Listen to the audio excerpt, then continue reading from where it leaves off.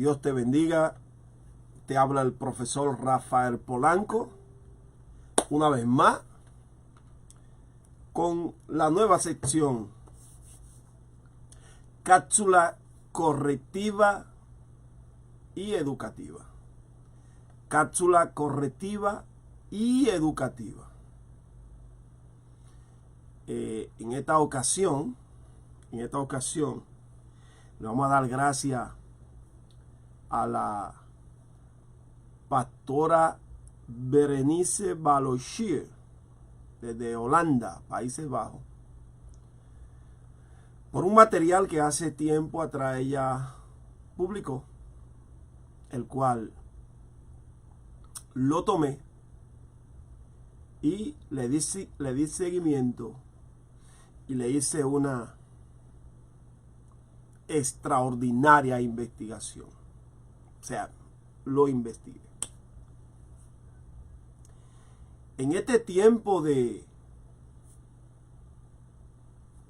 mucha información, en este tiempo de mucho estudio, en este tiempo de mucha manera de cómo poder estudiar, en este tiempo de tanta tecnología, en este tiempo de tanta teología, en este tiempo de computadora, de redes sociales,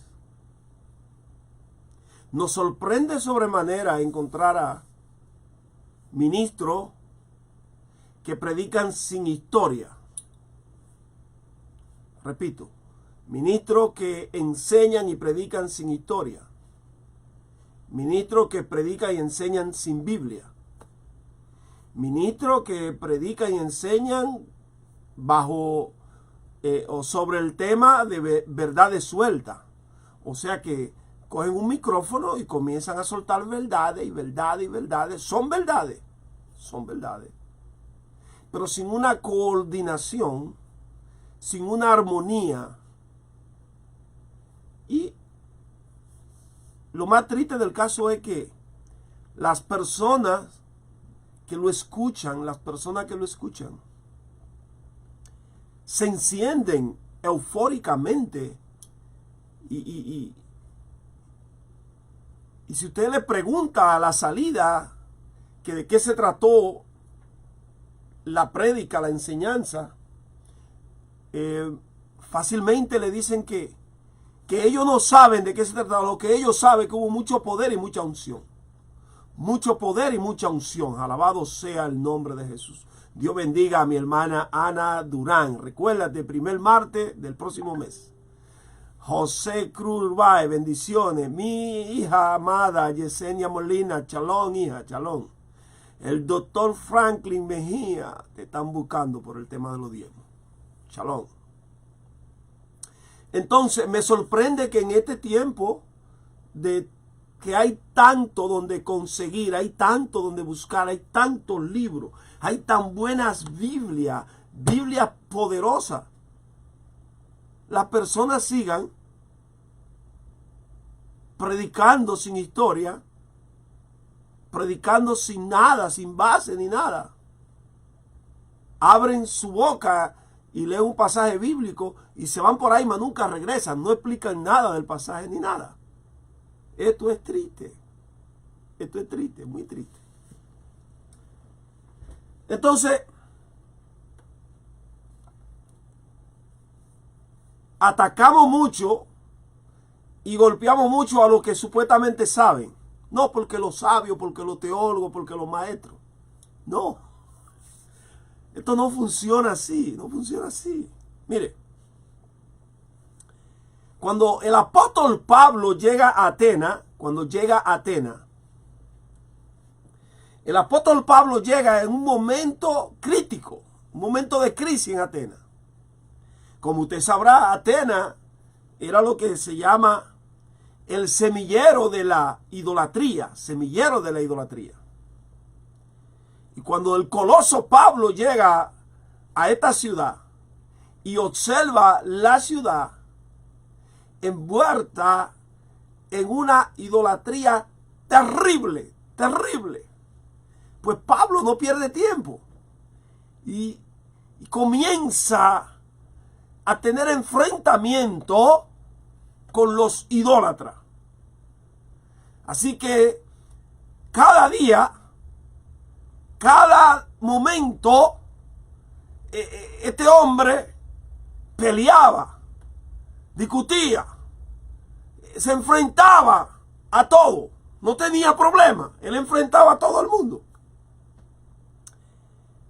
Y llegó un momento en que los atenienses observaron que este hombre, Pablo, era portador de una palabra que ellos no habían escuchado.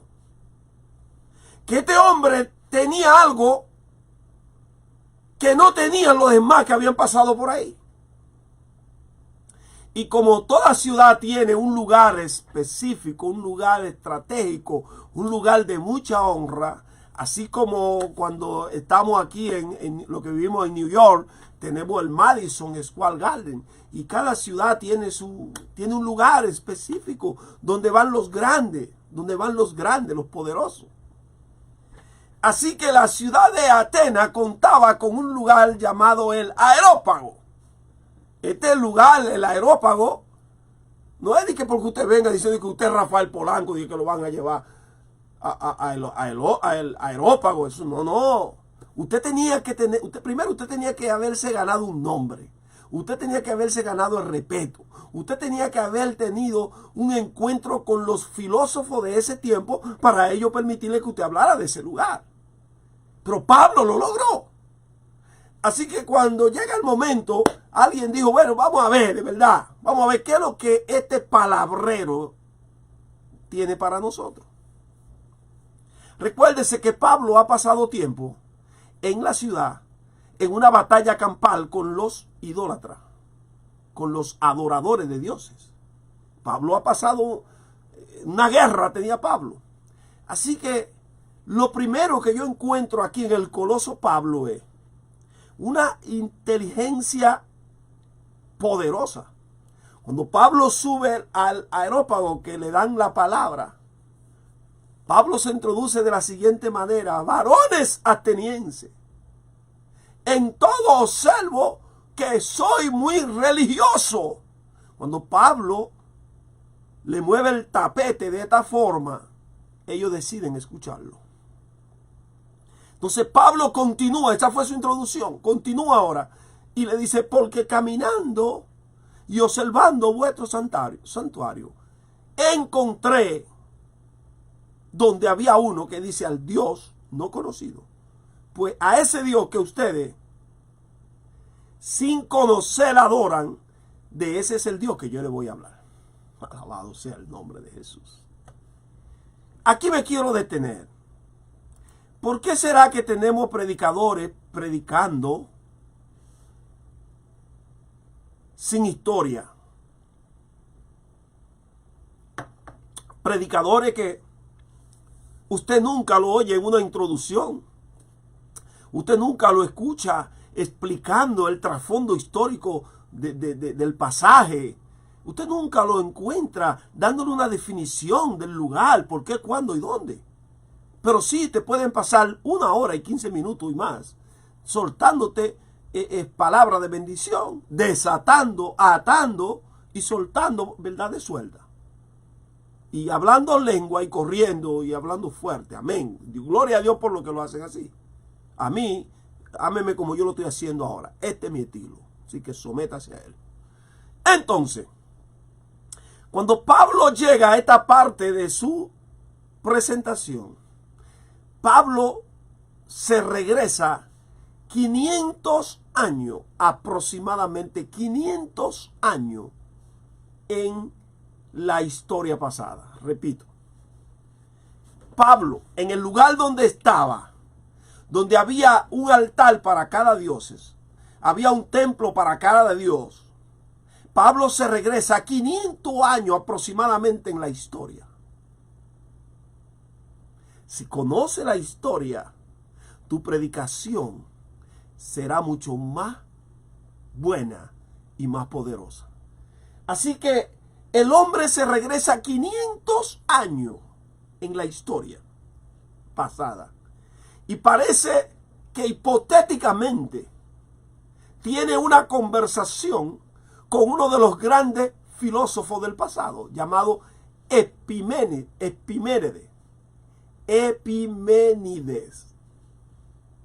Este hombre tuvo un papel preponderante en la historia de Atenas en un momento de crisis. Hubo un momento en que la gran ciudad de Atenas fue atacada por una poderosa plaga, así como la ciudad de Yuan ha sido atacada por un virus en la cual hay 11 millones de personas ahora mismo que están aislados, no hay entrada ni salida para impedir de que el virus se propague más a otras ciudades y al mundo. Entonces, la ciudad de Atenas en aquel momento fue visitada por una terrible plaga que estaba diezmando los aldeanos o las personas que vivían en dicha ciudad. Entonces, es el momento en que aparece este gran filósofo y trae una idea salomónica. Y lo que él propone es que tomemos todas las ovejas y las soltemos que caminen por toda la ciudad. Que las ovejas caminen por la ciudad. Y mientras las ovejas caminan por la ciudad, en cualquier lugar que las ovejas se recostara para dormir o para descansar, entonces se tomaba la oveja y se buscaba el Dios que estuviera más cerca, el templo que estuviera más cerca de donde la oveja se durmió. Entonces iban y tomaban esa oveja y la llevaban a ese templo, y en ese templo se sacrificaba la oveja. Repito, las ovejas todas están caminando por la ciudad, no importa, pero ellos no saben cuál es el Dios que le va a dar la mano, porque ellos entienden que los dioses, que uno de los dioses está molesto con ellos, pero ellos no saben cuál es. Al ellos no saber cuál es, ellos ahora sueltan una gran cantidad de ovejas que caminen por toda la ciudad. Así que donde quiera que las ovejas se recostaban, venían y medían, oh, está cerca del templo de Apolo. Pues iban entonces y sacrificaban la oveja en el templo de Apolo. Cuando se movían de este lado, encontraban una oveja allí cerca del templo de la diosa Artemisa, ahí iban y la sacrificaban. Pero ¿qué sucede? Que encontraron ovejas en lugares que no había templo cerca. No había templo cerca. Y es aquí entonces que ellos toman ese lugar y preparan un altar, un poderoso altar. Sacrifican la oveja y al altar le ponen al Dios no conocido. Alabado sea el nombre de Jesús. Así que ellos han sacrificado en todos los templos, han sacrificado en todos los lugares. Cada vez que una oveja llegaba a un lugar cerca y se dormía, se quedaba ahí descansando, la sacrificaban en el templo que estuviera más cerca al Dios de ese templo. Ahora hay ovejas que se quedaron en lugares que no había templo cerca. ¿Y qué hicieron ellos? Improvisaron un altar y le pusieron una insignia al Dios no conocido. Ellos lo que dijeron fue: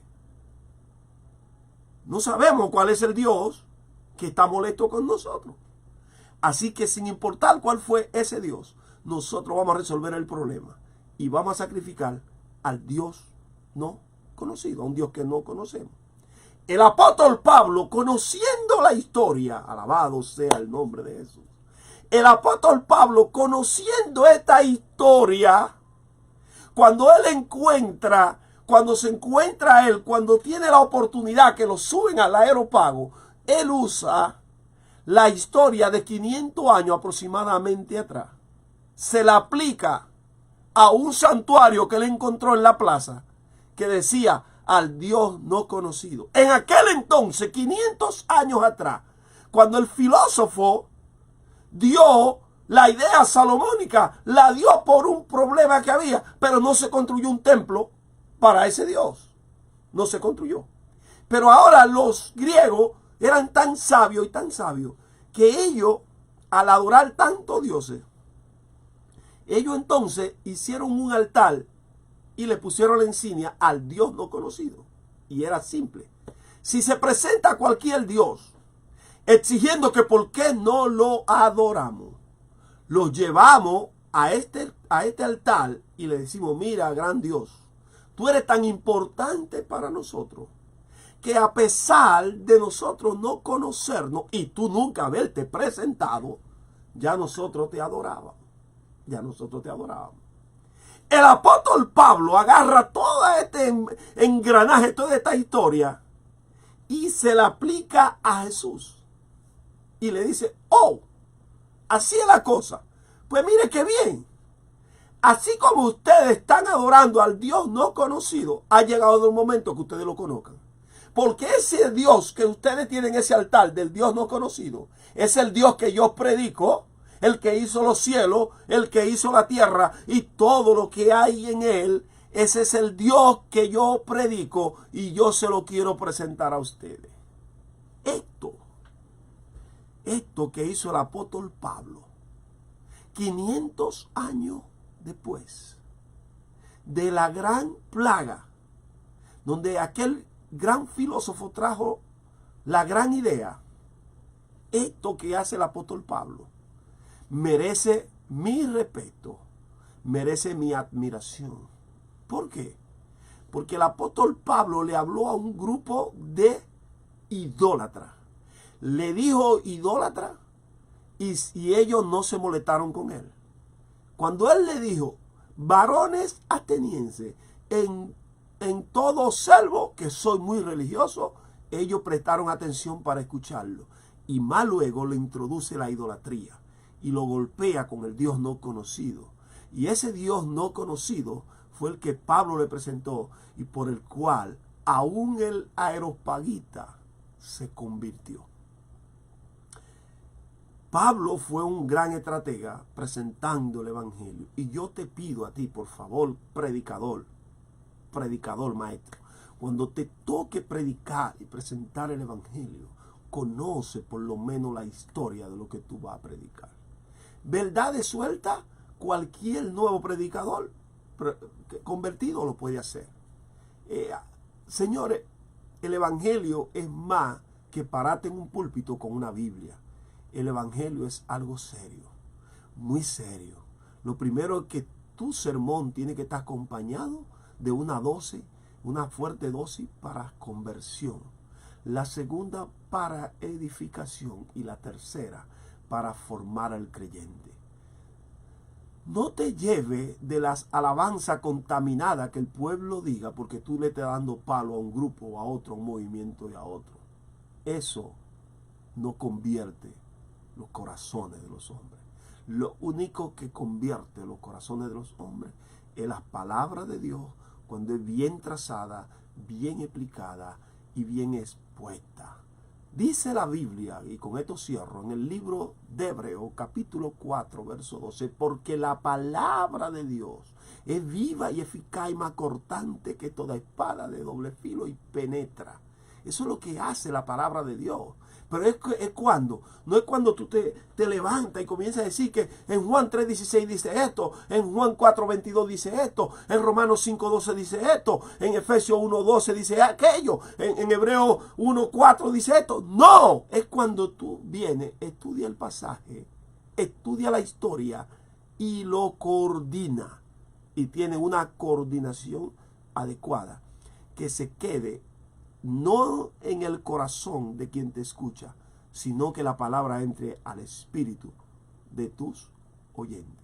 Hoy tú has escuchado la poderosa y verdadera historia de por qué Pablo predicó en Atenas, en el Areópago del Dios no conocido. Y si tú nunca has escuchado de un Dios, este es un buen momento para que tú venga y escuche este mensaje completo. Porque es para ti. Es el Dios no conocido, pero se llama Jesús de Nazaret. Bendiciones.